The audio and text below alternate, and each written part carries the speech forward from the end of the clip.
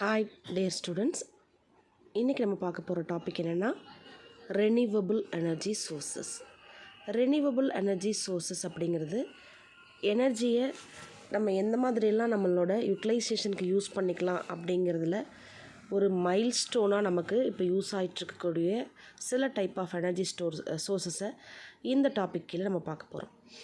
யூஸ்ஃபுல்லாக நீங்கள் பார்த்தீங்கன்னா நீங்கள் எனர்ஜி சோர்ஸஸை ரெண்டு மேஜர் கிளாசிஃபிகேஷனுக்கு கீழே நம்ம கொண்டு வரலாம்.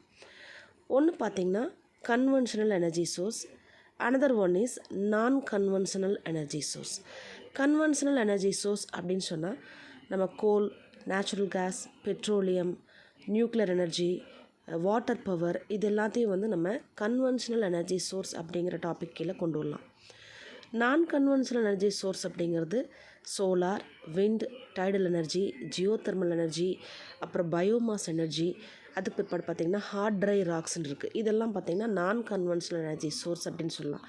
நீங்கள் ஈஸியாக அண்டர்ஸ்டாண்ட் பண்ணிக்கணுன்னா கன்வென்ஷனல் எனர்ஜி சோர்ஸ் அப்படிங்கிறது எல்லாமே பார்த்திங்கன்னா நீங்கள் கேஷ் கொடுத்து நீங்கள் பை பண்ணுற மாதிரி இருக்கும். ஒரு பீரியட் ஆஃப் டைம் வரும்போது அதனோட அவைலபிலிட்டி இல்லாமல் போக சான்ஸ் இருக்குது. அதை ரீகெயின் பண்ணுறதுக்கு ஒரு லாங் பீரியட் எடுத்துருக்கும், சம்டைம்ஸ் கிடைக்காம கூட போகலாம். இதையே கன்வென்ஷனல் எனர்ஜி சோர்ஸ்னு சொல்லலாம். நான் கன்வென்ஷனல் எனர்ஜி சோர்ஸ் அப்படிங்கிறது பார்த்திங்கன்னா வெரி ஷார்ட் பீரியடில் we can regain it again back.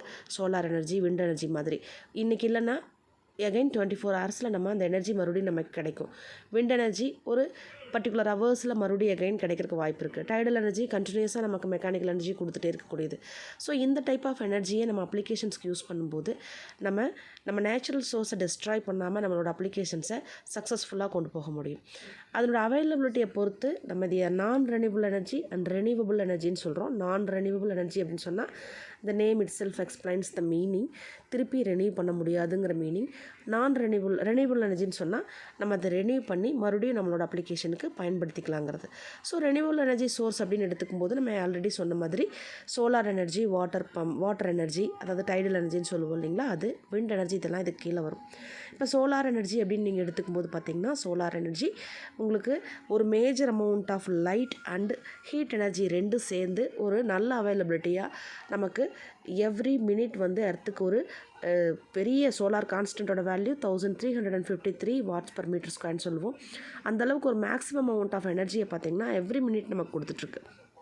அதே மாதிரி பார்த்திங்கன்னா விண்ட் எனர்ஜி அப்படிங்கிறதும் ஒரு ஈஸியாக நம்ம சக்ஸஸ்ஃபுல்லாக நம்மளோட அப்ளிகேஷன்ஸ்க்கு கொண்டு வரக்கூடிய ஒரு வகையான எனர்ஜி. இதில் பார்த்திங்கன்னா விண்டு டர்பைன், விண்டு மில் ரெண்டு வகையாக இருக்கும். விண்டு மில் நீங்கள் எடுத்துக்கிட்டிங்கன்னா அதில் அந்த விண்டு டர்பைன் அந்த ரொட்டேட்டிங் வீல் இருக்குது இல்லைங்களா, அது ரொட்டேட் ஆகும்போது கிடைக்கக்கூடிய மெக்கானிக்கல் எனர்ஜியை வச்சு வாட்டர் பம்ப் பண்ணுறது அல்லது வேறு ஏதாவது ஹெவி ஒர்க்ஸ் செய்கிறது, இந்த மாதிரி அதில் கிடைக்கக்கூடிய அந்த ஒர்க் பவரை வச்சு நம்ம செய்யக்கூடியதுக்கு பேர் விண்டு மில்லுன்னு சொல்லுவோம்.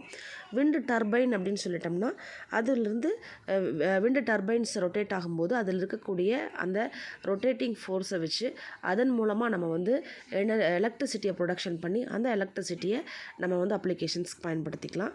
இதில் law of conservation of energy நம்ம யூஸ் பண்ணுறோம். உங்களுக்கு எல்லாத்துக்கும் தெரியும் லா ஆஃப் கன்சர்வேஷன் ஆஃப் எனர்ஜின்னு சொன்னால் தமிழில் ஆற்றல் அழிவின்மை விதின்னு சொல்லுவோம். Energy can neither be created nor be destroyed. அதாவது ஒரு ஃபார்மில் இருக்கக்கூடிய எனர்ஜியை இன்னொரு ஃபார்மில் நம்ம மாற்ற முடியுமே தவிர அந்த எனர்ஜியை நம்ம கம்ப்ளீட்டாக டிஸ்ட்ராய் பண்ண முடியாது. அப்போது மெக்கானிக்கல் எனர்ஜியை நம்ம ஒர்க்குக்கு பயன்படுத்திக்கிறோம்.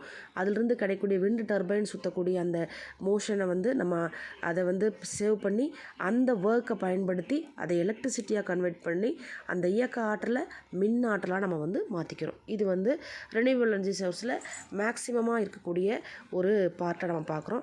நீங்கள் எவ்ரி இயர் பார்த்திங்கன்னா ரெனியூவபிள் எனர்ஜி சோர்ஸ்க்கு நம்ம சென்ட்ரல் கவர்மெண்ட் பெரிய ஒரு ஃபண்டு ஒதுக்குறாங்க. அது மூலமாக நம்மளோட ப்ராஜெக்ட்ஸ் இருந்தால் நம்ம அப்ளை பண்ணும்போது இதில் நம்ம ஒரு நல்ல ஒரு ஒர்க் அவுட்புட்டை நம்ம கொடுக்க முடியும். சரிங்களா? அடுத்து பார்த்திங்கன்னா நான் ரெனியூவபிள் எனர்ஜி சோர்ஸில் நீங்கள் ஆயில் எடுத்துப்போம், கோல், இதெல்லாம் நான் ரெனியூவபிள் எனர்ஜி சோர்ஸுக்கு கீழே வருது. நான் ரெனியூவபிள் எனர்ஜி சோர்ஸ்னால் நம்ம பர்டிகுலர் பீரியட் ஆஃப் டைமில் ரெனியூ பண்ண முடியாதுங்கிற ஒரு மீனிங்மா. அடுத்து பார்த்திங்கன்னா இந்த ரெனியூவபிள் எனர்ஜி சோர்ஸுக்கும் நான் ரெனியூவபிள் எனர்ஜி சோர்ஸுக்குள்ள அட்வான்டேஜ் என்ன, டிஸ்அட்வான்டேஜ் என்னன்னு சொல்லி பார்க்கலாம். நீங்கள் ரெனியூவபிள் எனர்ஜி சோர்ஸோட அட்வான்டேஜஸ் என்னன்னு சொல்லி பார்த்தீங்கன்னா ஈஸியாக இதையே ரீஜெனரேட் பண்ணலாம். நம்ம அப்புறம் எக்கனாமிக் க்ரோத்துக்கு சப்போர்ட் பண்ணும்.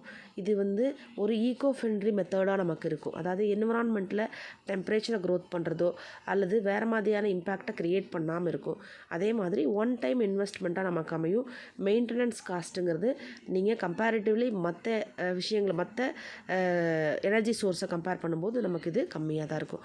அதே சமயம் நீங்கள் டிஸ்அட்வான்டேஜ்னு பார்த்தீங்கன்னா நீங்கள் இந்த டைப் ஆஃப் எனர்ஜி எல்லாமே நமக்கு ஒரு மேசிவ் அமௌண்ட் ஆஃப் எனர்ஜி கிடைக்கும்.